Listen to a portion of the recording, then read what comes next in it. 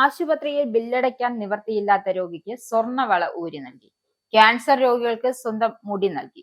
ഇന്നിപ്പോൾ ആംബുലൻസിന് വഴി കാണിച്ച് മുന്നിൽ ഓടിയ ഒരു പോലീസുകാരി സോഷ്യൽ മീഡിയയിൽ വൈറലാവുകയാണ്. അത്യാസന്ന നിലയിൽ രോഗിയുമായി മെഡിക്കൽ കോളേജിലേക്ക് പുറപ്പെട്ട ആംബുലൻസിന് ഗതാഗത കുരുക്കിൽ വഴികാട്ടി മുൻപിലോടിയ ഒരു പോലീസുകാരുടെ വീഡിയോയാണ് ഏവരും ഏറ്റെടുത്തിരിക്കുന്നത്. തൃശൂർ അശ്വതി ജംഗ്ഷനിൽ വെച്ചായിരുന്നു സംഭവം.